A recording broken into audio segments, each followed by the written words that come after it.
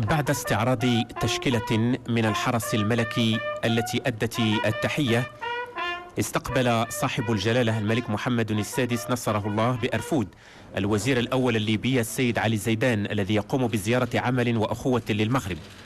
وذكر بلاغ للديوان الملكي أن جلالة الملك والوزير الأول الليبي أعرب بهذه المناسبة عن ارتياحهما للتطور المضطرد الذي تعرفه العلاقات الثنائية وتعزيزها لما فيه مصلحة الشعبين الشقيقين.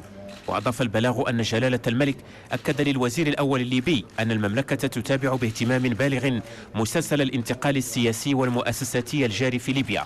وأعرب جلالته للمسؤول الليبي عن استعداد المغرب لمواكبة الجهود التي تقوم بها ليبيا من أجل كتابة صفحة جديدة من تاريخها في إطار الوحدة الوطنية القائمة على مؤسسات قوية. وخلال هذا الاستقبال يضيف البلاغ تم التركيز على وحدة المصير المغاربي والأهمية التي ينبغي إيلاؤها لتحقيق اتحاد مغاربي متضامن وفاعل. وتطرق جلالة الملك والوزير الليبي أيضا إلى الوضع الأمني على المستوى الإقليمي وأهمية التحديات التي تواجهها العديد من بلدان الساحل والصحراء وكذا إيجاد الإجابات الملائمة لها.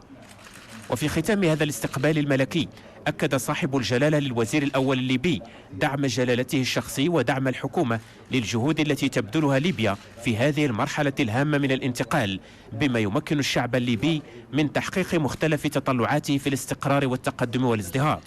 وقد انضم إلى هذه المباحثات بعد ذلك وزير الشؤون الخارجية بالبلدين على التوالي السيدين سعد الدين العثماني ومحمد عبد العزيز.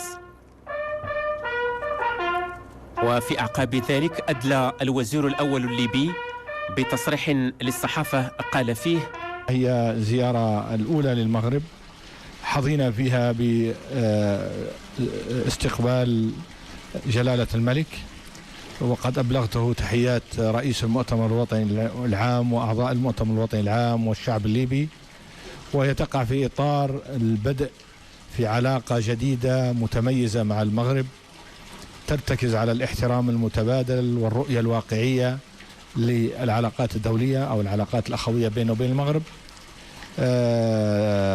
استمعت إلى جلالته حدثني عن مختلف آفاق العلاقة بيننا وبين المغرب وعديد من قضايا المنطقة على المستوى الدولي والإقليمي. تحدثت لجلالته عن طموحاتنا في علاقة مرتكزة على التعاون المشترك في شتى المجالات الاقتصادية والتعاون الاستثماري وفي مجال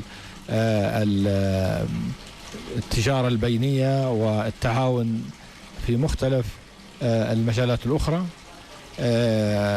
استمعت بإصغاء إلى كثير من نصائحه المهمة التي بكل تأكيد ستساعدنا في معالجة أوضاعنا الأمنية والعسكرية في ليبيا. ستكون هذه الزيارة استمرار لمن سبقني من الزملاء لتدعيم هذه العلاقة والسير بها في اتجاه يخدم مصلحة الشعبين الشقيقين. وكنا متفقين في شتى القضايا. استوضح مني حول الأوضاع في ليبيا فطمأنته عن الأوضاع في ليبيا، وأطمأنه أيضا إلى أن من يسيرون الشأن العام في ليبيا اتجاههم في السياسة العاقلة التي تختلف عن السياسة التي كان ينتهجها النظام السابق. ليبيا ستكون عنصر استقرار، عنصر طمأنينة، عنصر مساهمة إيجابية في الإقليم وفي العالم.